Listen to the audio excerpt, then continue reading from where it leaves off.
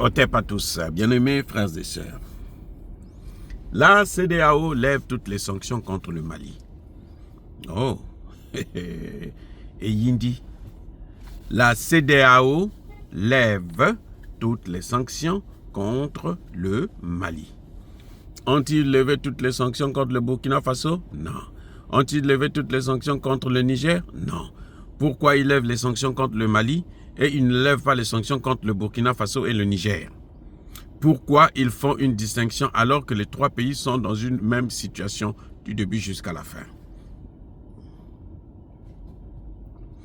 Les amis, comment vous expliquez ça? Ne vous occupez pas de ça. La CEDEAO n'a plus rien à faire. Ça, c'est ce qu'on appelle le baratin. On veut endormir les Maliens. On veut diviser la CEDEAO, l'AES, parce que eux, ce qu'ils comptent pour eux là, c'est détruire l'AES. C'est pour ça qu'ils ont donné 6 mois. Parce qu'ils se disent pendant les 6 mois, les services de renseignement du Niger ont été clairs. Pendant ces 6 mois là, ils vont chercher à déstabiliser encore plus ces 3 pays, ou au moins l'un de ces pays-là. Ce que vous voyez là, on a levé les sanctions là. Ça n'a rien à voir avec le sérieux, avec l'amour, avec la joie, avec la coopération. Non. Il y a 2 choses principales.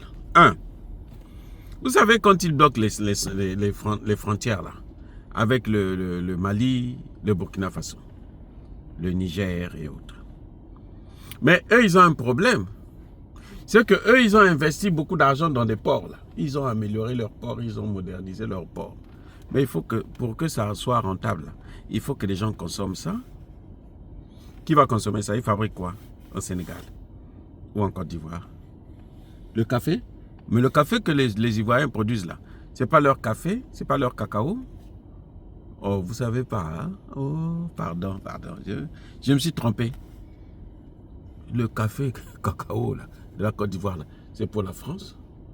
C'est la France qui a décidé, qui a dit, vous devez produire le café pour nous, le cacao pour nous. Nous, on va faire le chocolat pour nos enfants. D'ailleurs, vos enfants, même vos enfants ne doivent pas manger le chocolat. Vous avez compris? Est-ce que vous avez compris le message? Voilà ce qui est en train de se passer. Ils ont des ports qui sont en train de moderniser d'ailleurs pour la plupart. Mais c'est qui va consommer ça? C'est la France. La France elle-même, elle a plein de ports. Et elle est pauvre, elle n'a plus d'argent. Oui. La France est pauvre, n'a plus d'argent. La France est un pays en faillite et ingouvernable. Mes excuses. Donc, vous voyez, les amis, ils ont ouvert les frontières parce que eux-mêmes, ils sont en train de subir l'effet boomerang. Le fait d'avoir fermé les frontières du Sénégal, la Côte d'Ivoire et autres vis-à-vis de ces pays-là, de l'AES, a créé une situation de chômage sans précédent. Eux, ils pensaient que ça devrait durer 2 mois, 3 mois. Et puis, en 2 mois, 3 mois, ils auraient balayé ces gouvernements par la force et puis placé des larbins à la tête de ces États. Ça dure maintenant trop longtemps. Ils ne peuvent plus supporter ça. Voilà la réalité. Ça, c'est 1. 2, mais on n'attrape pas les mouches avec le vinaigre, les amis. On attrape les mouches avec le miel. Donc, ils sont gentils avec les pays de l'AES pour pénétrer l'intimité de l'AES et savoir comment il faut maintenant les écraser. Ce que vous voyez là, ce n'est pas la gentillesse, ce n'est pas la fraternité. Ce sont les intérêts économiques et politico-stratégiques. Stratégiquement parlant, tout ce qu'ils ont voulu faire jusque-là, la déstabilisation par une intervention militaire, ça n'a pas marché. La déstabilisation en utilisant des larbins maliens, burkinabés, nigériens, ça ne marche pas. La déstabilisation en utilisant les terreaux, maintenant de plus en plus, on est en train de les écraser. Et les nationaux, là, les terreaux nationaux sont en train de rendre les armes. Voilà, bien-aimés frères et sœurs, ce qui est en train de se passer exactement. Ce n'est pas question qu'ils aiment l'AES maintenant subitement. Ils ont eu des bons sentiments vis-à-vis de l'AES. Non, ça n'a rien à voir, les amis. Ça n'a rien à voir. Donc la CEDEAO, quand elle lève les sanctions, ce n'est pas pour l'intérêt de l'AES, c'est pour leurs intérêts. Je serais heureux de savoir que les pays de l'AES, le Mali notamment, fait exactement ce qu'a fait le Niger avec le Bénin. Le Bénin a ouvert ses frontières depuis très longtemps. Le Niger, de son côté, a fermé. Ce qu'ils ont fait avec Air France, là.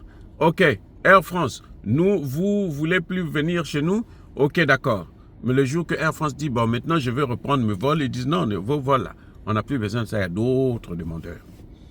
Et c'est Air France qui est en train de pleurer. Pareil pour la Côte d'Ivoire et le Mali et le Sénégal. S'ils continuent à fermer les frontières, là, laissez-les avec leurs frontières. Vous avez, comme vous avez fait pendant la période là, vous utilisez la même méthode. Maintenant, il y a un axe qui est en train de s'ouvrir avec le Tchad. Vous passez par le Tchad. Allez jusqu'au Cameroun. Le temps qu'on trouve une solution, mettre un canal. Mais Kadhafi l'a fait. Il a mis un canal. Et puis il a développé l'agriculture. Donc la solution, il y a des solutions. Mais pour l'instant là, quittez. Faites-les d'abord qu'ils sachent. Qu'ils n'ont qu'à faire venir maintenant les produits de la France et faire amener les Français créer des emplois avec les produits de la France. Voilà. C'est ça le problème que nous avons. Nous devons être un peu plus forts. C'est vrai, les gens vont me dire que non, toi tu es aux États-Unis, c'est pour ça que tu parles comme ça. Toi tu vis bien là-bas, toi tu... Ok, oui, c'est vrai. Je suis aux États-Unis, c'est différent. Mais je dis, tant qu'on va tout le temps baisser la culotte là, même nos enfants s'ils vont baisser la leur. C'est à nous de freiner ça pour que nos enfants puissent aller maintenant à un autre niveau, un autre level.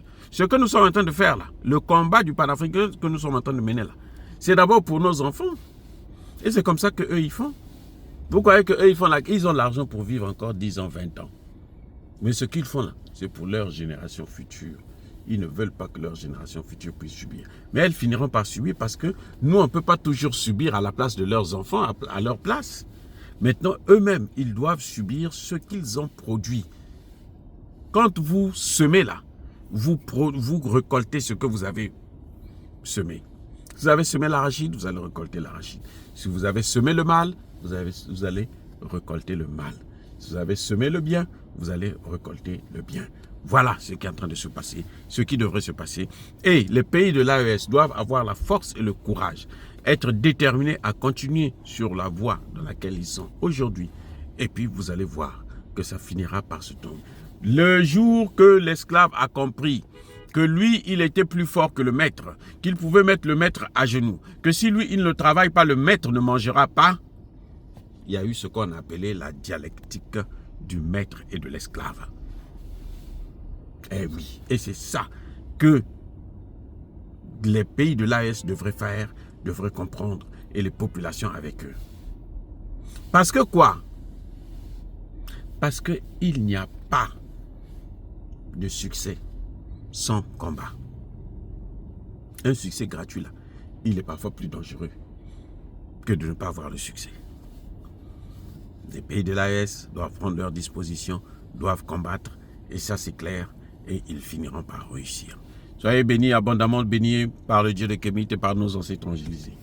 Vous devrez vous en foutre de la CEDEAO. De toutes les façons, la CEDEAO, pour nous, elle n'existe plus. La CEDEAO, c'est du passé. La CEDEAO, c'est l'enfer. La CEDEAO, c'est l'Occident. La CEDEAO, c'est l'OTAN. J'ai dit et j'assume.